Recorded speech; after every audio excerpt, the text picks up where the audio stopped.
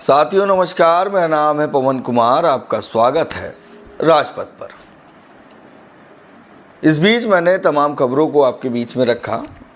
जिस तरह से बहुजन समाज पार्टी में समीक्षा की तैयारी चल रही है और हर एक बूथ पर जाकर समीक्षा हो रहा है, अन्य मंडलों में भी कार्यक्रम हो रहे हैं और समीक्षा स्वयं बसपा के या कह सकते हैं बसपा सुप्रीमो के द्वारा बनाए गए मुख्य कोऑर्डिनेटर देख रहे हैं। इस बीच में एक वीडियो और हमारे पास आया है, वो है दरियाबाद का। जी हाँ, 2 बूथ की समीक्षा की गई और उस समीक्षा को स्वयं विश्वनाथ पाल वहाँ पे मौजूद थे। उनके साथ प्रदीप वर्मा जो वहाँ जिम्मेदारी देख रहे हैं, दिग्विजय सिंह, तुलसीराम जिलाध्यक्ष और अजय गौतम मौजूद थे। इस समीक्षा में युवाओं की भागीदारी बढ़ती हुई दिखी। इसका स्वयं जब समीक्षा की गई तो कमेटी में जो नए बदलाव हुए हैं, नई टीम हुई है, वो देखने को आपको मिलेगी। उसी बीच में युवाओं से बात करते नज़र आ रहे हैं कि जो जिम्मेदारी दी गई है उस जिम्मेदारी को जो युवा टीम दिखाई दे रही, क्या वो 18+ है, और एजुकेशन के बारे में भी बात करते हुए नज़र आए। तमाम बिंदुओं को सामने रखा। बसपा के प्रदेश अध्यक्ष मौजूद थे। लखनऊ के बाद दरियाबाग, बाराबंकी, फिर दरियाबाग, उसके बाद लगातार जिन मंडलों की जिम्मेदारी दी गई है उस पर समीक्षा जाके कर रहे हैं। वक्त भी ज़्यादा हो गया है। पिछले मार्च से कहा गया था बूथ को तैयार किया जाए, और बूथ के अगर तैयार करने की जिम्मेदारी दी गई थी कमेटी को, जिला प्रभारी, विधानसभा महासचिव, विधानसभा अध्यक्ष को, 1 साल के ऊपर हो गया है। 16 मार्च से शुरू हुआ था, 16 मार्च के बाद आज मार्च ख़त्म के करीब आ रहा है।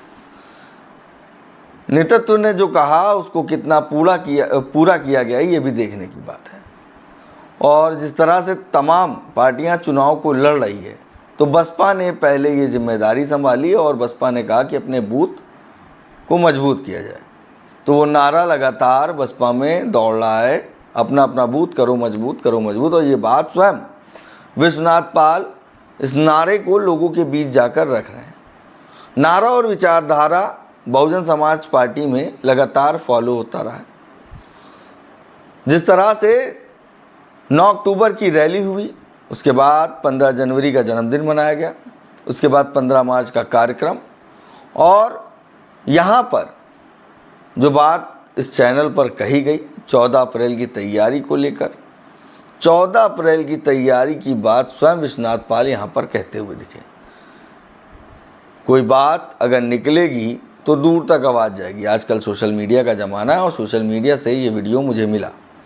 इस वीडियो में उन्होंने कहा कि हम आपका आभार तो व्यक्त करते हैं, मगर एक और तैयारी के साथ हम आपसे निवेदन करते हैं कि 14 अप्रैल को भारी संख्या में पदाधिकारियों के साथ कार्यकर्ता और समर्थक पहुँचे। जैसे तमाम जगहों पर घूमने जाते हैं तो 14 अप्रैल की भी जिम्मेदारी है। जिन्होंने हमारा संविधान बनाया और बहुजन समाज को वो हक दिलाया कि सड़क से लेकर रास्ता सदन तक लड़ सके, उस तैयारी को ध्यान रखते हुए और 14 अप्रैल को भारी से भारी संख्या में लखनऊ में लोग पहुँचे। बाराबंकी और लखनऊ की दूरी एक आम दूरी हो गई आज के समय में, और तैयारी 14 अप्रैल की भी जारी हो गई है। तो ये खबर थी जो मैंने आपको बताई। अब सुनाते हैं क्या कुछ कहा विश्वनाथ पाल ने। जो बूथ वहाँ पर मौजूद था उसमें युवाओं की भी भागीदारी दिखी। सेक्टर से लेकर बूथ तक की कमेटी जो बनाई गई वो भी हम आपको दिखाते हैं। चैनल को अगर आपने अभी तक सब्सक्राइब नहीं किया है तो पहले सब्सक्राइब कर लीजिए, और साइड में बेल आइकन भी है। बेल आइकन अगर आप दबा देंगे तो हमारी जो खबरें होंगी, जो भी अपडेट होंगी, वो आपको मिल जाएंगी। इसलिए बेल आइकन दबा लीजिएगा क्योंकि आजकल दौर खबरों का तेज़ हो रहा है। कब किसकी खबर आ जाए और हम आपके बीच में लाएं, आप देर हो जाएं और लोग पहले अवगत हो जाएं, तो ये भी अच्छी बात नहीं है। राजपथ कोशिश करता है सबसे पहले आपको खबर दे, तो इसलिए बेल आइकन भी दबा दीजिएगा और अपनी प्रतिक्रिया ज़रूर दीजिएगा कि किस तरह से और आने वाले दिनों में बहुजन समाज की ये कार्यशैली कितनी तेज़ी से बढ़ेगी और क्या फ़ायदा देगा, इस पे राय जरूर दीजिएगा। बने रहिए हमारे चैनल के साथ, चैनल को सब्सक्राइब कर लीजिएगा, बेल आइकन भी दबा दीजिएगा। तब तक के लिए धन्यवाद। चाहते हैं कि 50% नौजवानों को भागीदारी मिले। हमारे यहाँ अलग कोई संगठन नहीं है, बीएसपी संगठन में सबकी भागीदारी देना है।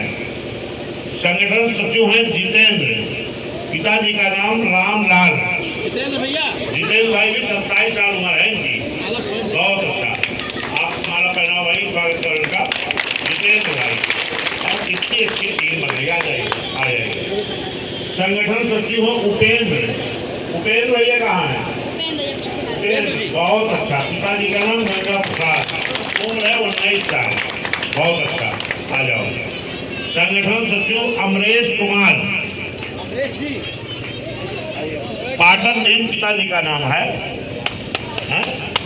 आ जाइए। बहुत अच्छा, बहुत बहुत स्वागत है, आप भी आ जाइए। ये देखिए कितनी अच्छी उपस्थिति है माननीय जिला महासचिव जी, कितनी अच्छी उपस्थिति, बताइए। यही मैं आपसे चाहता था कि मैं ना हो यही आप करो, लेकिन मुझे ज़बरदस्ती आज आके शुरुआत करनी पड़ी। ये है फिर दोबारा बड़ेला नारायणपुर का ये भी बूथ है 428। यहाँ के बूथ अध्यक्ष हैं देवा गौतम जी। देवा, वाह भाई, बहुत अच्छा। तालियां के स्वागत करो। हाँ बेटा, क्या कर रहे हो बेटा? अभी कर रहे हो, किस क्लास में हो? 10th में। पढ़ाई करते रहो और इस मोमेंट को भी आगे बढ़ाओ, ठीक है? नहीं, पेपर ना छोड़ो बेटा, हाँ दे दोगे ना? आ जाओ बेटा, आ जाओ। पेपर मत छोड़ो, पढ़ाई भी जरूरी है ना। चलिए, बहुत अच्छा बूथ अध्यक्ष बने हैं ये भाई। और बूथ उपाध्यक्ष हैं ईशान अली। ईशान अली, पिताजी का नाम रमजान। वाह भाई, आ जाओ बेटा। क्या नाम है आपका? अच्छा, कितनी उम्र हो गई? 18 हो गई। वोट बन गया कि नहीं? अभी वोट बनवा ले रहा, नहीं गड़बड़ हो जाएगा। बहुत अच्छा। अच्छा, फिर हमारे संगठन सचिव है दीपक कुमार, पिताजी का नाम दुर्गा प्रसाद। दीपक कुमार जी, बहुत अच्छा। कितनी अच्छी टीम बनी है भाई। और उसका सूरज कुमार जी, बहुत बढ़िया। सूरज कुमार, पिताजी का नाम हरिश्चंद्र, इनकी भी 19 साल उम्र है। और फिर हमारे संगठन जो है छोटे लाल, पिताजी का नाम सरजू झगरू। आ जाइए, ये अच्छा हुआ। नहीं, इसलिए ना कि ये जो नौजवान बच्चे हैं इनको संभालने के लिए तो चाहिए। आ जाइए। आप भी आइए लाइन में थोड़ा, और आप बस, ठीक है बस। हाँ, अब ऐसा करिए कि आप भी बैठ जाओ। देखिए, एक आदमी कोई फोटो खींचो उधर से, अपने मोबाइल खिंचाओ फोटो। आप जितने पदाधिकारी हो, आप सबको माननीय बहन जी के निर्देश पे बनाया गया है, और बहन जी के निर्देश पर आपको पदाधिकारी बनाया गया है। आप सभी लोगों को हम सबकी तरफ से बहुत बहुत बधाई। पदाधिकारी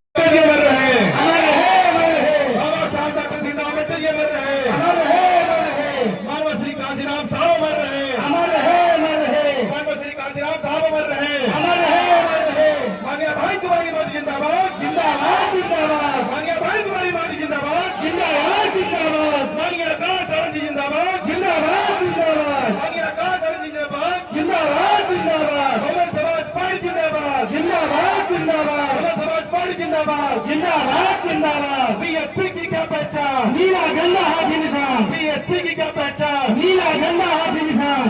हमारा राष्ट्र तुम्हारा नहीं चलेगा, नहीं चलेगा। हमारा राष्ट्र तुम्हारा नहीं चलेगा, नहीं चलेगा। जिसकी जितनी संख्या भारी उसकी उतनी हिस्सेदारी, जिसकी जितनी संख्या भारी उसकी उतनी हिस्सेदारी। रोजी रोटी दे न सके तो वो सरकार बदलनी है, रोटी रोटी को दे न सके तो वो सरकार निकलनी है। जो सरकार निकलनी है वो सरकार बदलनी है। जो सरकार निकलनी है वो सरकार बदलनी है। जो सरकार निकलनी है वो सरकार बदलनी है। जिस झंडे में हाथी होगा वही हमारा साथी होगा। जिस झंडे में हाथी होगा वही हमारा साथी होगा। जाति पर न पार्टी पर बटन लगेगी हाथी पर। जाति पर न पार्टी पर बटन लगेगी हाथी पर। बहुत बहुत धन्यवाद साथियों जी। क्या नाम का? रामानुज जी, ये दो लोग हमें वहीं से रिसीव करके आए, इसलिए इसमें नाम नहीं पड़ पाया। और यहाँ पर बड़ी संख्या में हमारी माताएं बहनें हैं जो भी नाम भाई अजय कुमार जी पढ़ रहे थे, और आप लोगों का भी नाम पढ़ा गया। जिनका नाम अगर लिखने में पढ़ने में छूट गया हो, ऐसे सभी साथी माताएं बहनें हमारे नौजवान साथी और जिन पदाधिकारियों को आज पदाधिकारी बनाया गया उनके गले में माला है। मैंने इसलिए कहा कि ये माला बहुत आसानी से नहीं मिलती। कभी आप देखे होंगे कोई आप यहाँ विधायक आया, सांसद आया, तो उसी को आप लोग माला पहना चाहते हैं, लेकिन मैं आपसे माला नहीं पहना। क्यों? कि जब मैं अध्यक्ष बन के आया था, मैंने बनाया था, तो लखनऊ से लेकर फैजाबाद जब मैं जा रहा था तो हर जगह रोड पर आप लोग जहाँ भी लोग मेरे खड़े होकर मुझे माला पहनाए, और आज जब आप बने हो तो आज आपको माला पहनाना चाहिए। ठीक है नहीं?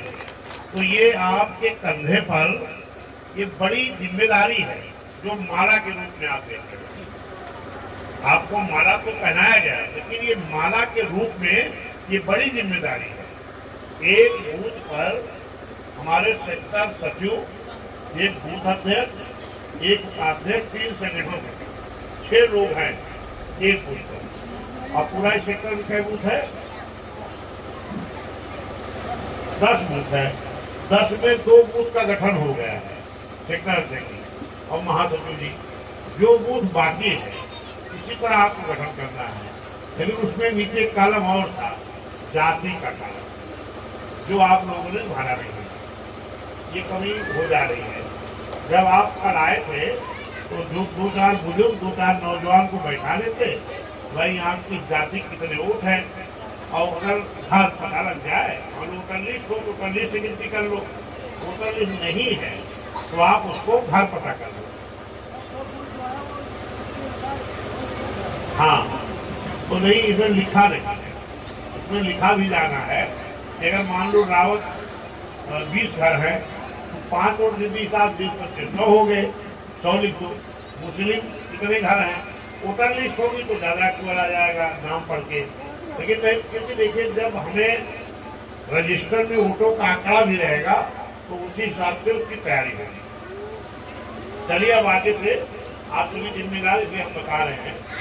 सम्मानित साथियों, इस मीटिंग में हमको पहला काम जो करना है कि अभी 9 अक्टूबर को एक बड़ा कार्यक्रम हुआ था। उस कार्यक्रम में आप लोग बहुत बढ़ चढ़ के हिस्सा लिए थे, और उसके बाद फिर 6 दिसंबर को कार्यक्रम हुआ, फिर 15 जनवरी को हुआ, फिर 15 मार्च को हुआ। 15 जनवरी बहनी का जन्मदिन था, 15 मार्च को मानव साहब का जन्मदिन, अब फिर 14 अप्रैल को जो कार्यक्रम हुआ, इसमें आप लोगों ने हिस्सेदारी लिया, इसके लिए आपको बधाई, धन्यवाद, शुक्रिया। लेकिन एक कार्यक्रम को मैं और न्योता देने आ जाया। अभी 14 अप्रैल को फिर गोमती नगर में जो बाबा साहब के नाम से डॉक्टर भीमराव अम्बेडकर सामाजिक परिवर्तन स्थल बना है, फिर वहाँ सबको चलना है। और एक चीज जान लो, कहीं भी हम किसी बौद्ध स्थल को घूमने जाए, चाहे कहीं अयोध्या घूमने जाए, प्रयागराज घूमने जाए, या कहीं और हम घूमने जाए, तो हमें कौन आदमी भाड़ा किराया देता है? कोई देता है क्या? अपना खर्च कर सकते हो ना। तो ये बाबा साहब की जयंती है 14 अप्रैल। जिन बाबा साहब के बदौलत इस देश का संविधान बना, उन्हीं के संविधान के बदौलत हमें आज सब कुछ मिल रहा है। मेरी बात को ध्यान दीजिए, तो गंभीर बात मैं कर रहा हूँ। बाबा साहब की फोटो लगी है, भगवान बुद्ध की लगी है, मानव साहब की लगी है। ये हमारे भविष्य के लिए, हमारी जिंदगी के लिए, हम अच्छी जिंदगी जी सके, मान सम्मान स्वाभिमान मिले, इन्होंने इसके लिए काम किया। तो बाबा साहब की जयंती है, तो हमें उनकी जयंती पर आप लोगों का घर तो रोड के किनारे है, जैसे हर जगह जाते हो, सुबह ही 5 बजे नहा धो करके अपनी टीम बना लो, इकट्ठा कर लो, सब लोग बैठ जाओ। यहाँ तो बुक करने की जरूरत ही नहीं है, अपना भाड़ा दो और गोमती नगर कर जाओ। अपने नाम से जो पदाधिकारी आप लोग बने हैं, अपनी इधर ध्यान दो बेटा, ध्यान दो, बात को समझा रहा हूँ।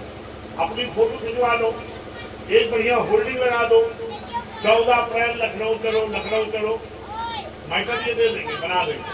देखिए आप सभी पदाधिकारियों का फोटो लग जाए, पद सहित, सेक्टर अध्यक्ष, सेक्टर महासचिव, सेक्टर सचिव, बूथ अध्यक्ष, आने जाने वाले देखेंगे, मैं भी देखूंगा।